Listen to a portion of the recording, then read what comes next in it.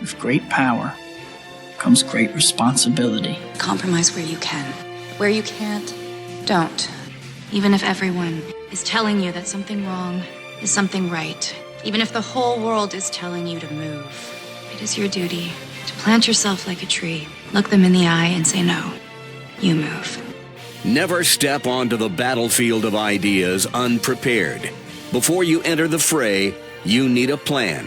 And there's no better place to get one than right here on Tactics with host Caleb Colquitt. The Situation Room goes live now on News Radio 1440. Good evening, everybody, and welcome to Tactics here in the Situation Room, where speech isn't violence, tolerance isn't love, and disagreement isn't hatred. So thank you so much for being with us today, whether you're joining us on Facebook, YouTube, Twitter, Twitch, Periscope. However you're joining us, we certainly appreciate you being with us. Be sure to like the video. You can send me a tweet if you have any comments on it. Any of those things, we certainly do welcome your feedback. Now, I have to go ahead and give you fair warning. This week's going to be pretty unpredictable as far as shows go. I've got move-in week here at Faulkner, and so I'm going to be up to my eardrums and work to do, and so there's going to be some nights where we probably won't even have a show. But I will be able, I'll do the best that I can to get content out there, but it's probably going to get a lot more predictable next week. It really won't be very predictable at all this week, and I do apologize for that, but it just comes with me having this other job. So just be aware of that, and if you can, be sure to watch any of my other content. I'll try to put some content out there for you. It's just not going to be new content.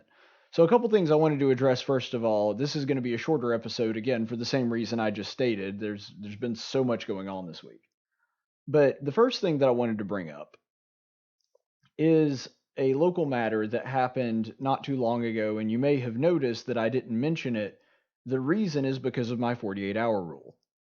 So anytime there's some kind of shooting or really tragic event, I wait 48 hours to make some kind of political commentary on it. Sometimes I'll mention it and just give you the raw facts of the case and then give you a little bit more information as information comes into me, but I won't actually give any opinions on what's going on until I actually know a little bit more about it, and once cooler heads have prevailed. And I also think that it's respectful to the victims to at least wait 2 days before we start talking about it, and I think that that's just a better approach.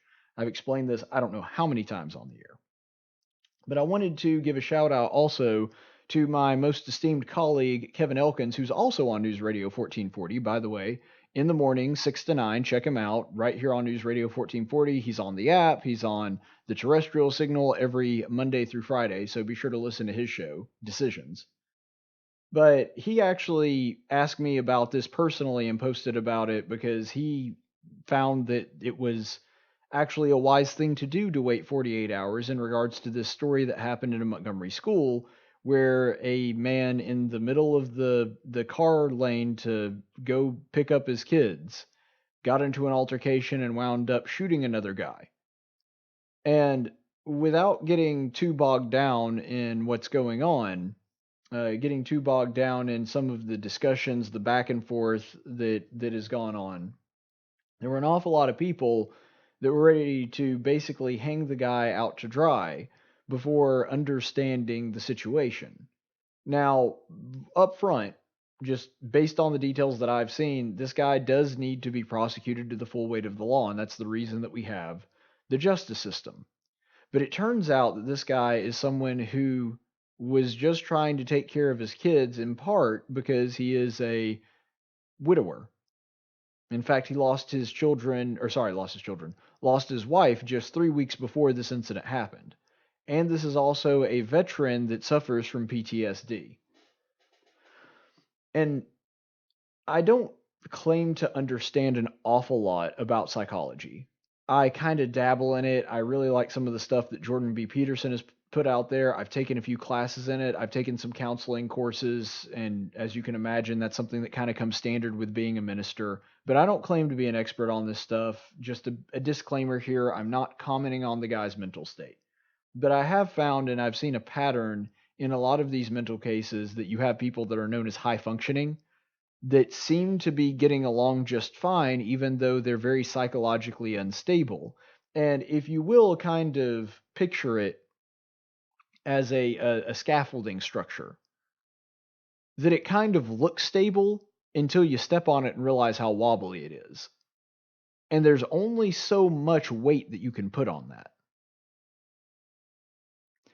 And when you're talking about a guy who's got a couple of kids and it's the start of school and he's having to deal with this at the same time that he just lost his wife 21 days ago, I mean, you got to imagine that that scaffolding is hanging on by a thread. And you combine that with the fact that this guy has a history of PTSD as a veteran that served our country. It paints this story in a very different light. And another thing, too, a lot of people were sensationalizing this, saying that it was a school shooting. And technically, it was, in the fact that there was a firearm that was discharged with intent to hurt a person on school property.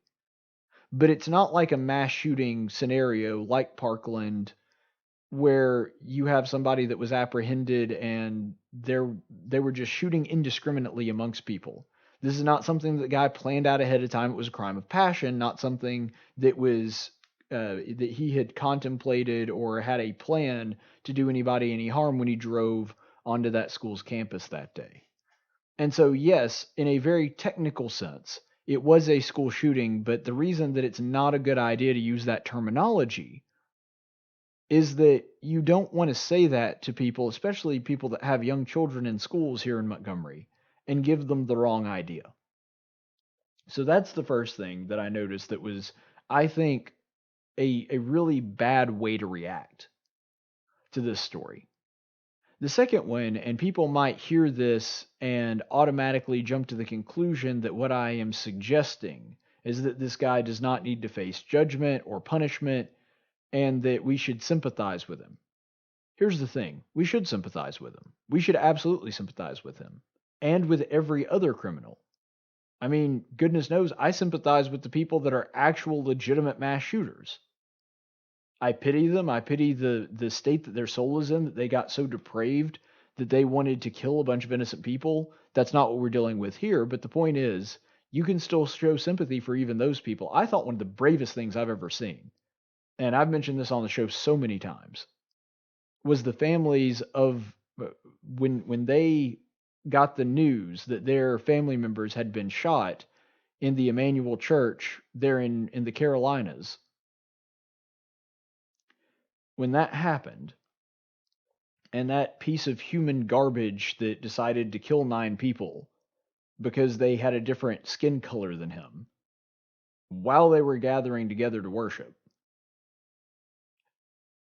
that the family, their first reaction was calmer and more spiritually centered than the people like me that were talking about it. That they said that the first thing that they wanted to do was that they felt sorry for the guy and wanted to forgive him.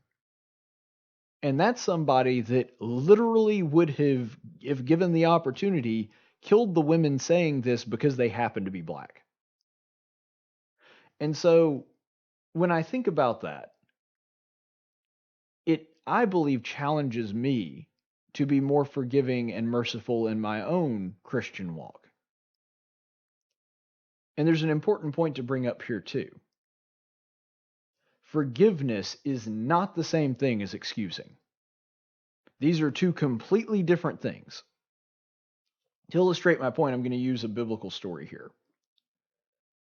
King David, when he realized his sin, when the prophet Nathan came to him and explained to him, "No, David, you have sinned by taking the life of Uriah, even though you didn't do it yourself, and taking his wife as your own.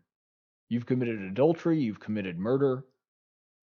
And the indication that we're getting from the Bible is that David, even though he had to have known that what he was doing was wrong, it sort of awakened him to the reality of his own sin.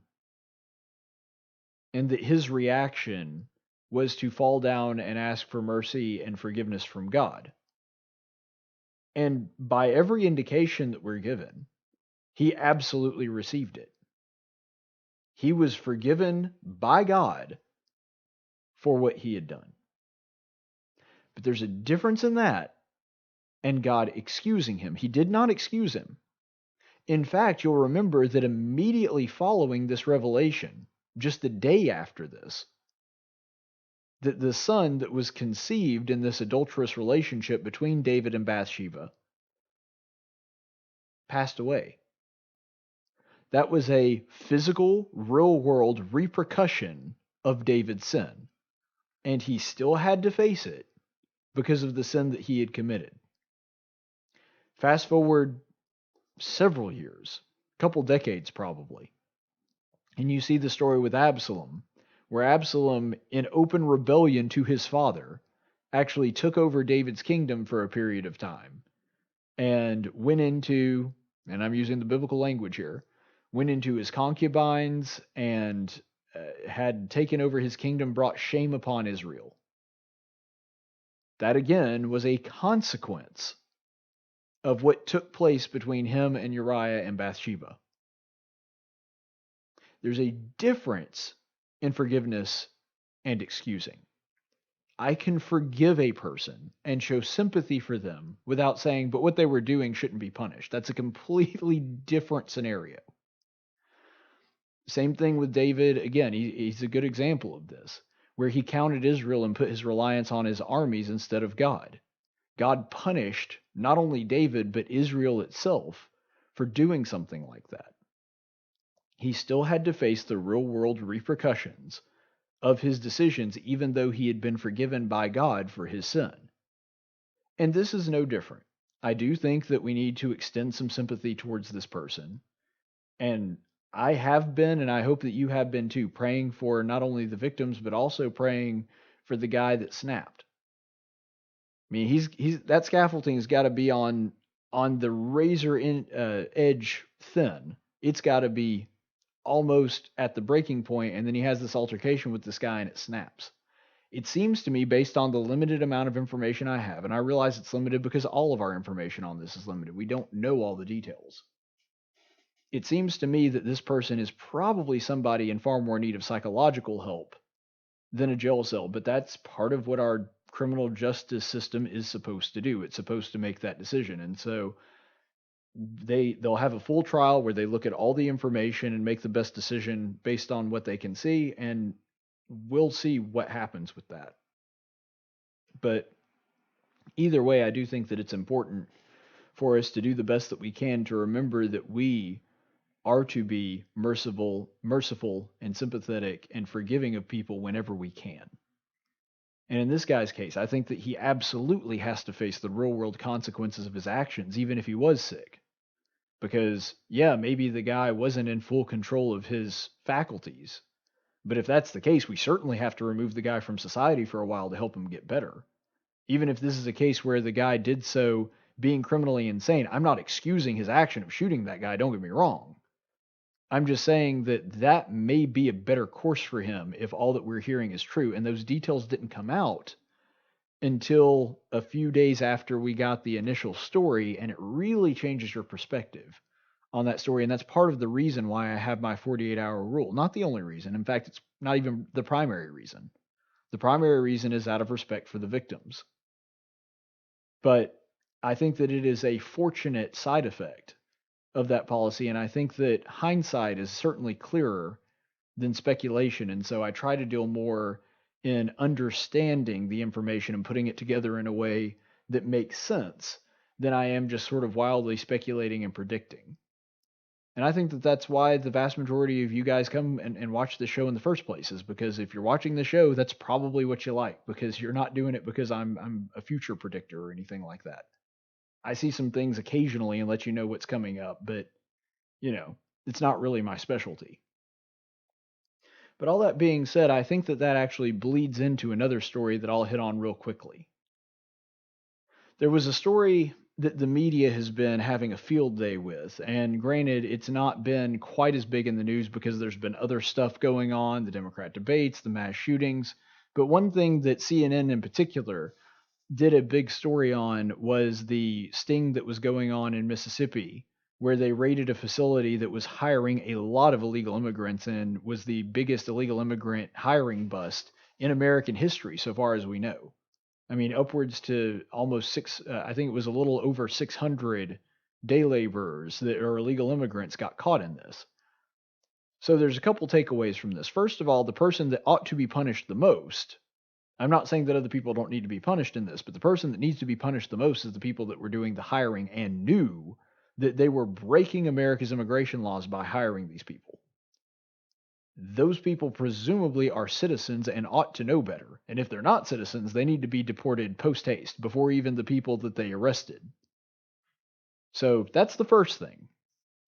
I mean, some of those people may have legitimately been here on green cards, but the people they were hiring were not. Even if they have a green card, they were doing that, they need to be booted immediately, no questions asked. But on the second side of that, what CNN tried to do is they really zeroed in and focused on the little kids, the children, that were having their parents taken away from them. Now, I saw some bad on both sides of this. I really did. Because on the right side, and by right I mean, the political right, I saw some people that were very calloused and seemingly uncaring or even celebrating the fact that these kids were being separated from their families. And what ticks me off about this is it is such a opportunity to show that we're not really against brown people. We're not against immigrants. We're just against illegal immigration. We're against the action. How does celebrating that kids are crying while law enforcement drags away their parent a good example of that? It's not. I do feel sympathy for these kids. Genuine. I can't imagine being in that situation, being a 4 or 5-year-old and seeing my parents dragged off by law enforcement. Of course that's traumatic. Of course that's going to make kids cry. I would question the sanity of a kid that didn't cry seeing that happen. But then there's the other side, on the left. What the left is suggesting is that A, this is racially motivated. There's absolutely no evidence of that whatsoever. The fact that a lot of the people happen to be Hispanic is because they come from Hispanic countries. The problem is they did so illegally. If they were Irish or Norwegian or Scandinavian immigrants that came here illegally, and they knew that there was a company hiring these illegal immigrants and did a sting, it would be perfectly justified. And so would the family separations that would inevitably follow in that situation. So it wasn't something that you're saying that was, wrong for that reason or anything. But here's what it all boils down to. Parent separations are a very common thing in our justice system. You don't even necessarily have to be guilty. Obviously, you're going to be separated for a lot longer if that takes place. But even in the case of a person that happens to look like somebody that there is an all points bulletin out of, part of our justice system, and I think that this is a good rule, even though I think that police ought to be, careful about not abusing it. But if you put out an all points bulletin and you happen to look like a criminal, you might be separated for a few hours or maybe even a full day before they make sure that you're not actually the guy that they're looking for. That happens. You pull somebody over even for a quote-unquote non-violent offense. Somebody smoking marijuana. Or, something of that nature. You're still going to get separated by your family. Heck, if you just speed and you don't pay your ticket, you will serve at least a few nights in jail and you will be separated from your family for that point. This happens in virtually every single crime in America that involves somebody that happens to have children. It's unfortunate, and you hate it for the kid because they didn't do anything wrong. But if we're going to start not enforcing laws because of sympathy, virtually no laws will be enforced. And if that becomes the new standard, then we can't arrest anybody that has kids. Which means I really have to get on this kids thing because I would love to have that kind of immunity. If that's going to be the new standard, that first of all discriminates against single people like myself that don't have kids.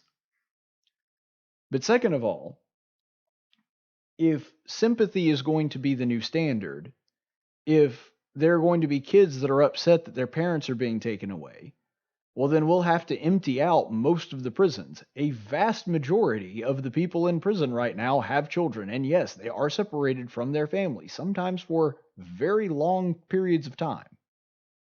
The reason the left is bringing this up, the reason the left believes that this is the hill that they want to die on, is because even though sometimes they'll say it, if you're, for example, AOC or some of the more radical members of the party, they'll come out and straight up say they want open borders. Most of them actually want open borders, but they're not brave enough to say it because they know how politically unpopular it is. But the only way that you can get to the conclusion is, well, we need to end family separations as a part of our judicial system. You either have to empty out all of the prisons of every person that has a child in the judicial system that is currently being incarcerated, or you have to just not enforce immigration. And that is ultimately what the Democrats want. They want you to not enforce immigration law. And what's hilarious about this is, even though we're still talking about it days later, you know what happened to a lot of those people that got arrested? You know what actually happened to them? Within a day, they were returned, about half of them. Not all, but about half. About half of them were released. Now, they were given a court date, and they're on the Fed's radar now. But the point is, about half of them weren't even separated for more than a 24-hour period. And the truth is, you're lucky if you get arrested as an American citizen and are walking around in 24 hours. It does not happen that often. And so, if anything, they're being a little bit lenient on this.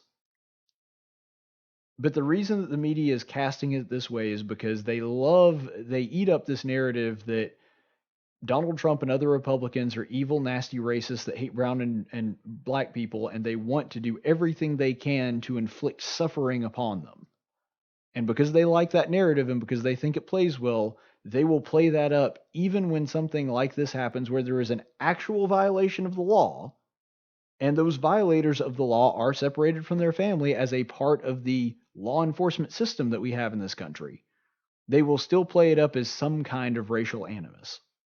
Even though, ironically, the vast majority of our Border Patrol is Hispanic. Now, I don't know about the racial breakdown of ICE. I don't know what a percentage is of theirs, but a little over half of our actual Border Patrol are Hispanic people. These aren't closet Nazis that tried to find some kind of avenue, some kind of platform for them to discriminate against Hispanic people or to try to keep their nation more racially pure. The vast majority of them, I would even say, I know it's a majority of them are Hispanic, but I think you would be hard-pressed to find a racist person in here. If they find one, then yeah, guy ought to be fired, just like any other law enforcement official. You find a law enforcement official that shows a clear racial bias, that guy's got to go, because we can't have that in our judicial system. I understand that. But you have to actually prove that the guy is a racist first. You can't just lob the assumption and say that that's enough to fire the guy, especially, like I said, when about half of them happen to be Hispanic anyway. But we have gotten to this weird place where we think that if you have sympathy for somebody or you feel for them, then that means that you're not going to be in favor of punishing them. That's not the case. It's not the case in the first story that we talked about with the shooter here in Montgomery. It's not the case with this immigration sting. You can do two things at one time. You can simultaneously feel bad for the person and enforce the law.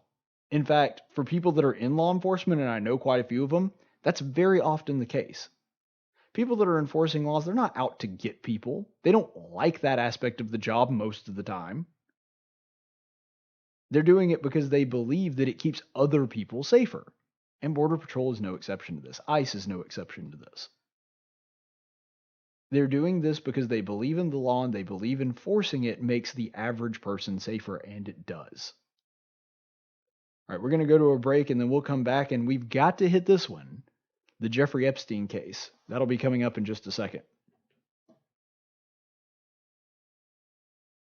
Hey, Hey, where you going? Champ? Slugger? Hey, cowboy. Where you going? Where you going? I'm going out!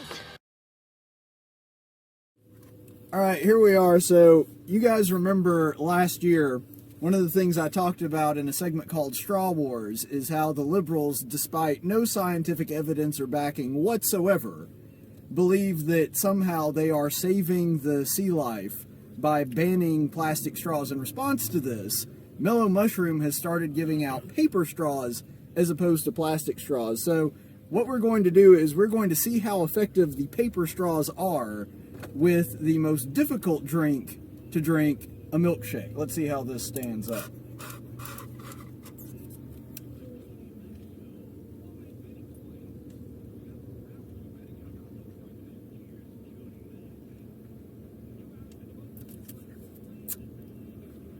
All right, so first of all, I got about 2 sips out of that, and the paper stuck to my lips. This thing does not work too well.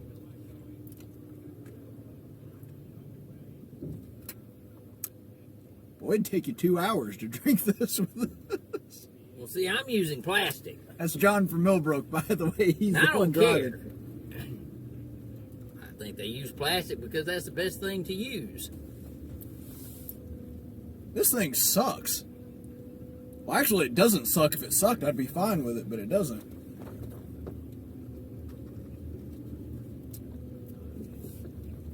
This milkshake will melt before I finish this. All right. Experiment over. It's biodegradable. All right. We're going to fix this now. There we go. Good old petroleum-based plastic straws. Hallelujah. Hallelujah. Oh, that's so much better. I got a question about this. Oh yeah? With the paper, aren't they concerned about the trees, having to cut down the trees to make the straws too? Is that not a... Well, that's one of the points that I made. It doesn't matter what you make the straw out of. You're expending some kind of resource. Well, yeah, because we all live here. Well, that's what I'm saying. Like, it doesn't matter what you make any product out of. You're expending some kind of resource. Mm-hmm. And that's true of straws or anything else. Well, I tell you this. Just based on this little experiment, I know that I saw that Disney is planning to go completely paper straw by 2020 on all their cruise lines and all of their amusement parks. I contend that Disney World is not the happiest place on earth if I can't drink a Dead Blame milkshake while I'm there. But I will, to their defense, say one thing. Oh? You can take a pocket knife in. So help me. That's something. Yeah. Anyway, all right, so even though this went about the way I expected it to, paper straw experiment failed miserably. I imagine if I had left it in there much longer, it would have dissolved. I had a buddy the other day that went to a place that used paper straws. He said he had to order 6 different straws throughout the course of his meal because they kept dissolving on him. Which I'm sitting there thinking, you can't tell me that using 1 plastic straw is worse for the environment than 6 paper straws. I mean, that's just common sense. Anyway, all right, thanks guys. I'm going to enjoy the rest of my milkshake.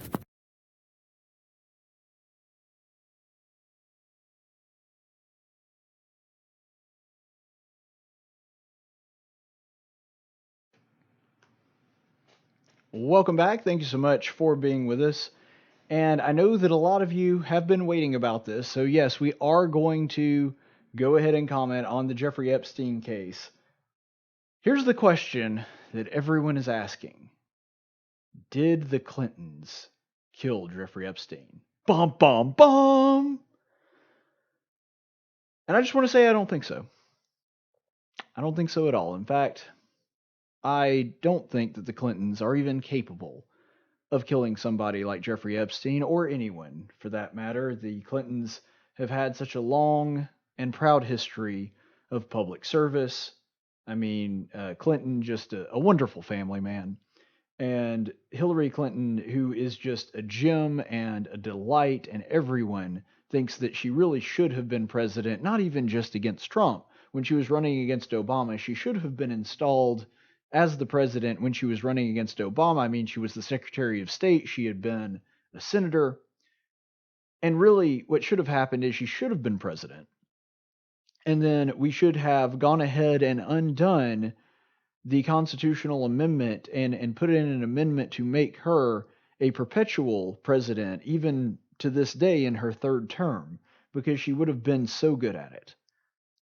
And in a completely unrelated and unconnected note whatsoever, we're switching gears here. I just wanted to sort of make a public statement to everybody, which is in no way connected to this story at all. If I ever commit suicide, it is a lie. I would never do that. I have a great life. I love my church family. I love my friends. I've got a great relationship with my brother and sister and my family.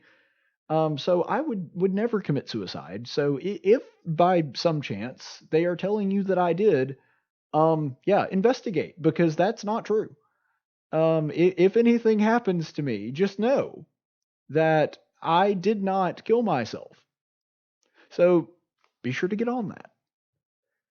So, and I'm just having a little fun there, obviously, but in all seriousness, I don't think that the Clintons actually did this, and I'm going to explain why. But before we do that, we've got to show this. I mean, this just had me rolling, and only people in Alabama and Florida and, well, basically anybody that's ever driven on a road in Alabama will actually understand this. This meme was absolutely top-notch. Props to whoever made it. It's Alexander Shannara. Knows something incriminating about the Clintons? Call somebody else, Alabama. So even the great, seemingly immortal Alexander Shannara, unwilling to tussle with the Clintons over this one, definitely does not want any part of that, and I don't blame him. But I don't know. Whoever made that, you're brilliant. You won the internet for that day. Congratulations. But here are the facts. Here's what we actually know about the Jeffrey Epstein case, and I'm pulling some of these from an article that just came out. So some of this we've known for a little while. Some of this is brand new information. Here's what we know about Jeffrey Epstein's suicide. He apparently, because he was on suicide watch, was placed in a jacket that would prevent him from hanging himself. This is what we've been told. That I don't know if it's like a straitjacket or it's a more specific one, but either way, I imagine something pretty similar to a straitjacket. He was placed in some kind of straitjacket that would prevent him from being able to kill himself. And the guards are supposed to be with him supposed to run a check on him at least once every 30 minutes. And we found out that somehow not just one, but several checks were missed, and Epstein was by himself for hours. We also have the fact that there's supposed to be somebody, since he's on suicide watch, watching him the entire time. So it's not even supposed to be just checks. It's supposed to be checks in conjunction with a guard being near him all the time. Somebody being actually in the cell with him, watching him and making sure that he has not killed himself.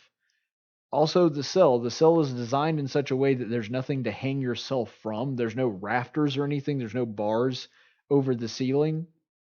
And so there presumably wouldn't have been anything even for him to hang himself on. And the cell itself, I believe it's actually a padded cell. I don't know about the floor, but the walls are actually built in such a way that you would not be able to harm yourself. This guy was on suicide watch, and so they would have been very aware of that. Then there's also the cameras, and the allegation right now, I can't confirm this. I wasn't able to confirm it from separate news sources, but there are cameras on him at all times, and there's not cameras in the cell itself, but there's cameras outside the cell, so that if anybody were to go in and out, you could see it. But somehow the time surrounding where Epstein committed suicide is just gone, and they can't find it. I don't know if that's true or not. That is a really odd coincidence if that's the case.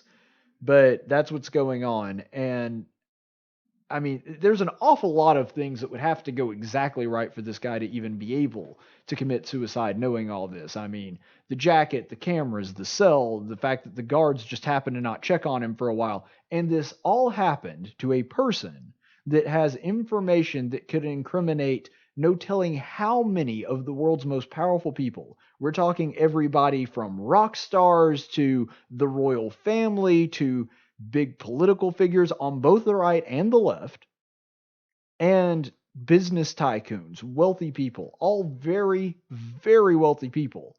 And all this happens on the day right before all these records are supposed to be released to the public. I mean, that's a heck of a string of coincidences, if that's exactly what it is. And it's understandable that even someone that isn't really given to conspiracy theories, and I consider myself one of them, looks at this and goes, come on. Like, really, all of this just happened to go exactly right. And it happened to go exactly right the day before? The day before the records come out? Come on. I get where people are coming from on this. I really do. Now, here's where it gets interesting. The newest claims that have come out, and this is, I mean, breaking. This is real recent. There was an article that just came out saying that the way that he killed himself is that he hung the bed sheet that he had, off of the top bunk of the room that he was in, because he had a bunk bed. And apparently Epstein is roughly 6 feet tall, so he would have had to have kneeled or something in some kind of weird way to be able to hang himself in exactly this way. It's a little odd, and that's only compounded by the fact that once they actually administered an autopsy, there were 3 different doctors that administered an autopsy. Not a single one of them could agree on what the cause of death is, which is really odd considering if it's hanging, it ought to be pretty evident. Like, if the guy was hung, you would be able to presumably see the marks around his neck and realize that he went brain dead from a lack of oxygen. Like, that's not a difficult case if you're a person that deals with forensic and is trying to perform an autopsy. And so it's odd to me that the 3 doctors performing this autopsy couldn't really corroborate and get the same answer. Because with hanging, that ought to be fairly obvious. So there's just a lot of weird coincidences stacking on top of each other, and whenever you have a lack of information like we do in this case, what typically happens is that breeds and gives way to conspiracy theories. And everybody has a conspiracy theory on this one. The 2 hashtags, the Clinton death toll and the Trump death toll, have been trending. This is a guy that presumably had dirt on a lot of people, possibly Trump, seemingly almost certainly on the Clintons, and like I said, all kinds of other people in society. So here's what I'm thinking. And this is strictly speculation on my part. I don't have any special information, so nobody take this too seriously. I think that somebody made it possible for him to commit suicide. This sounds a lot like one of the guys that he was sort of on the hit list for all the mob bosses. Because, I mean, Epstein had a ton of people that would benefit from him being dead. He does. A lot of people. If nothing else, just for retribution, even if he doesn't have anything incriminating on them. But it seems to me, with a guy that had this many people that would benefit from him being dead, I'm not surprised if it turns out that somebody with enough pull made this happen. I don't know who. I don't think it's the Clintons, and here's why. The Clintons do not have nearly the political power or influence that they once did. Still super rich, still considered by most very elite.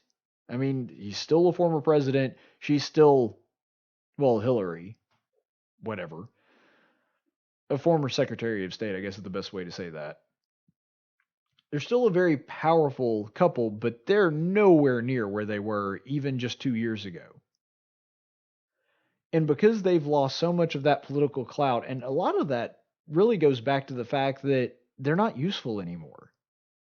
I mean, do you really think that Bill Clinton getting out there on the campaign trail for whoever is going to be the nominee, regardless of what nut job they pick off of the stage to be the representative for the Democrat Party, do you really think anybody is going to benefit from Bill or Hillary Clinton endorsing them? No. They're not even good for an endorsement anymore. Do you really think that they're going to be able to pull the strings of society? Do you really think that they're going to be able to do a high-level job like this? I'm honestly going to say probably not. And especially considering how conspiracy theories are, basically, even if we knew a lot more information and it was clear-cut that Jeffrey Epstein did kill himself, I mean, even if you had all the evidence right there, you're still going to breed some conspiracy theories with this thing, especially with his connections to the Clintons. So it doesn't really make an awful lot of sense for the Clintons to do this when they know that they would have been one of the primary suspects. They had to know that. I mean, not even by law enforcement, just by the average person. So to be honest, I don't think the Clintons did it. I think someone did it. And I think the way that they did it was not by killing him themselves, but basically through a series of events making it possible for him to kill himself. And who knows, they might have drugged him or something just as an insurance policy, and that's why you have disagreements on the autopsy. But I think that it's not like they had a guy slip into the cell there and then shoot him. I don't think that happened because we know about that. I think it's far more likely that all of a sudden the cameras go out and there's a guard that happens to be in the pocket of one of these really rich and powerful people, slips in, just kind of undoes the latches on his straitjacket and leaves him be. That seems like a far more realistic thing. And Epstein probably did want to kill himself. I mean, this is a guy who spent a pretty substantial chunk of his adult life not only trafficking and having sex with little girls, but also helping other people do that. I mean, there's a special circle reserved in hell for people like this. There just is. And of course, I'm using that as a figure of speech. I don't have any biblical proof behind that because I don't want people to take that too seriously. But you understand what I'm saying, right? Like, this is not somebody that it's not that this is the way that the judgment works anyway, but it's not like somebody's on the fence or something, or you could see this one going at. No. Jeffrey Epstein is one of the most disgusting human beings. Somebody that would do that, he's got to be one of the most disgusting human beings in American history, if all of this stuff is true, and there's reason to believe that an awful lot of it is. And so it would not shock me. It is not implausible at all that once caught and exposed, this guy really did want to kill himself. That doesn't surprise me, especially when you consider he tried to do it about a week ago. But it also would not surprise me, and it is also not implausible that in this very high security prison, where stuff like this just doesn't happen, that there's somebody that got to the guy and at least gave him the opportunity to kill himself. Or who knows, maybe even encouraged him to do so and threatened people that he cared about, if there was anyone that he cared about. If he didn't, yeah, that's a possibility. But I think it's more like somebody just kind of wasn't real good at keeping him on the suicide watch because they weren't real concerned for his safety. And to be honest, I have a hard time. What's the best way to say this? I do feel sympathy for him because he is one of God's children too, and he is a person created in the image of God, but the level of his sin is so incredibly distorted that I'm having a hard time drumming up any sympathy for him. That's probably the best way to put it. But on that, when it comes to all these conspiracy theories, I will say that Trump isn't helping. Trump, unfortunately, has a tendency to give in to his worst impulses. And by worst impulses, I mean his impulses. And he feels like he's got to comment on everything. He has to always be making headlines and being talked about in the news. And he did tweet out basically saying that he thinks that the Clintons were behind it. I don't know if he really believes that or not. The guy tends to sometimes do things specifically just to tick people on the left off. That's possible. But he retweeted a video suggesting that it was the Clintons that got to Epstein and he's the reason that he committed suicide. That's not helpful, and it ought to be beneath the president. But at the same time, you knew that this is who Trump was going in. Not saying that that makes it okay or making excuses for him. I'm just saying, like, this should surprise literally no one. You look at the way he ran his campaign, you look at the way that he runs his presidency, the guy comments on everything. And he likes the sensationalized conspiracy. Keep in mind, he's the guy that was behind the birther conspiracy long after it had been debunked. So, doesn't shock me at all that he has no hesitancy jumping on board with yet another conspiracy theory. But the thing is, this whole thing's just fun to talk about. It really is. Like, it's fun to speculate or try to figure it out. It's a fun thing to talk about with friends to try to figure out how he would have pulled it off. If nothing else, the unknown factor, which breeds these conspiracy theories. It's almost like you remember that you used to have the fill in yourself, decide for yourself stories where you would read through a certain part of a book and it would say, if you choose one of these options and then flip to page whatever, and that'll have the rest of the story. It was sort of choose your own path kind of stories. I think to a great degree, because humans like doing that, that's kind of what this has become now. That they, in a sense, are drumming up these conspiracy theories because it is fun to kind of speculate and try to figure out if this were going to happen, how would it be done, or who's behind it. Honestly, there is a fun factor. I know that's kind of dark considering the subject matter, but it's true. I mean, you know it's true.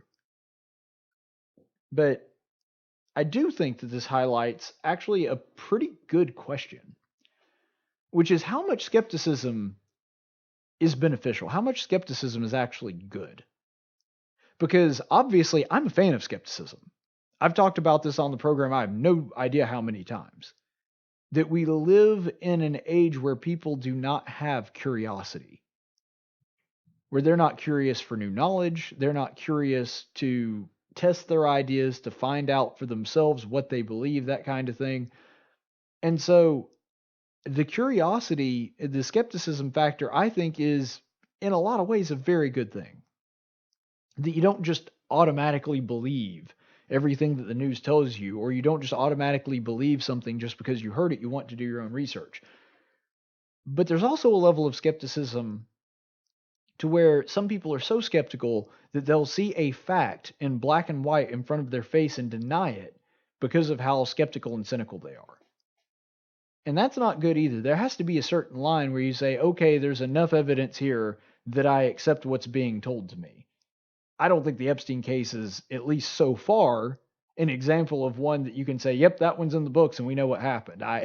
I'm quite skeptical of it myself, but the overall idea of how much skepticism is good, and I'm not sure that I really have an answer for it. And I think that to a great degree, there is no good answer for it that works in a blanket way because you have to take it on a case-by-case basis based on the evidence. But I do think that one thing that it is important for us to consider about ourselves, especially when reading the news, is how much skepticism is actually a positive thing, and when does it become destructive in the sense that it causes us to not even believe things when they are very clearly explained, or there are good, plausible explanations for them. Again, I'm not sure I have a good answer, but I do think that it's something that we do need to consider. Let's go ahead and go to the chaplain's report.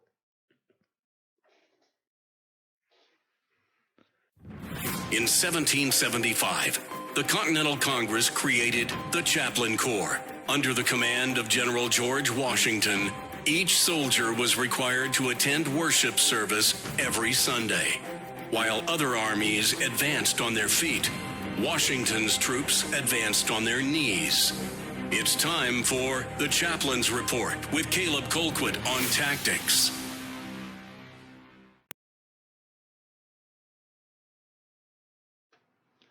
Chaplain's report today, and by the way, I do apologize. I actually don't have the graphic up on the screen today. I didn't get a chance to do one, like I said. Everything's kind of a whirlwind right now, trying to get everything ready for the students to come back this week. But I did want to address this. I saw a post the other day that I actually thought was pretty insightful.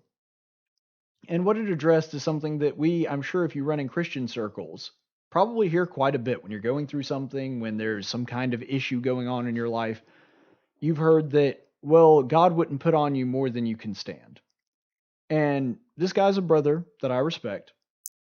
And he actually said in this post in response to it that, well, actually, God gives you more than you can stand all the time. And the expectation is that you're going to have more than you can handle. And it's an exercise in faith to turn those things over to God to let Him handle them. Which, by the way, is doctrinally sound. I don't disagree with anything in that statement.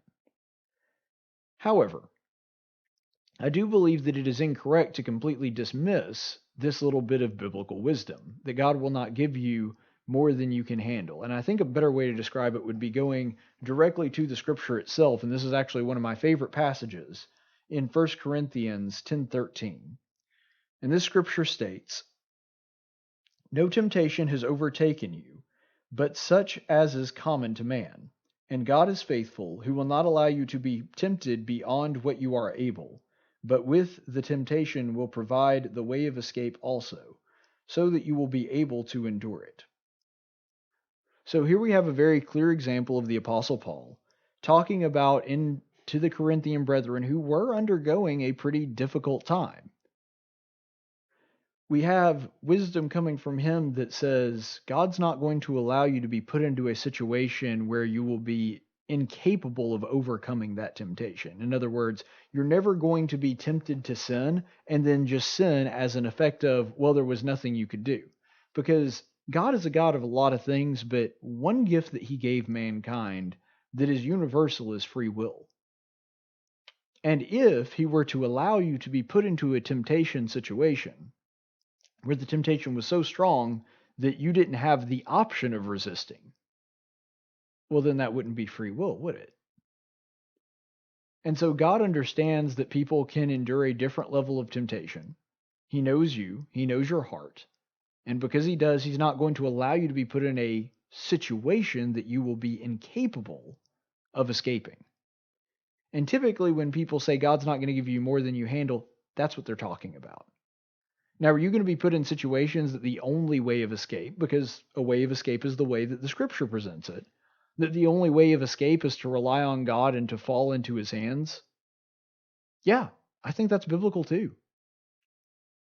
All it said is God is going to provide a way of escape. He didn't necessarily say that that way of escape is going to come from you picking yourself up by the bootstraps and figuring it out on your own. I don't think that's what He wants from us anyway.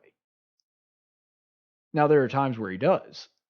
Just like any loving father, there are times where He perceives that there is something that we are going to we are going to not be able to accomplish on our own.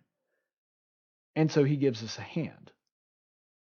There are going to be other times where God sees us struggling and may want to help us, but as any good father's response is going to be, you're going to have to figure it out on your own. Those two things happen.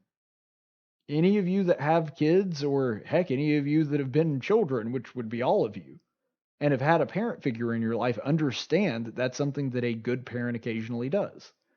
Sometimes they look at you and see that you're in a situation that you are in over your head, something that you cannot handle. And of course, that changes over the course of your lifetime. For example, a parent's going to help you out when you're a baby. A situation that you can't handle is feeding yourself. Obviously, that becomes much less of a concern the older you get. But the point in all of that is that God is always going to provide a means of escape. And so when someone says to you that God is not going to give you more than you can handle, that's accurate. Now, sometimes more than you can handle, or the situation that you can't escape, is going to be calling out to God for help and having Him showing up and delivering you. That's going to occasionally be the answer to that situation, or to a situation. And sometimes it's going to be based on your own spiritual maturity and the kind of circumstances surrounding it, that you're going to have to endure it. That's also something that 1 Corinthians 10:13 preaches about. But ultimately, what it comes down to is God is fair.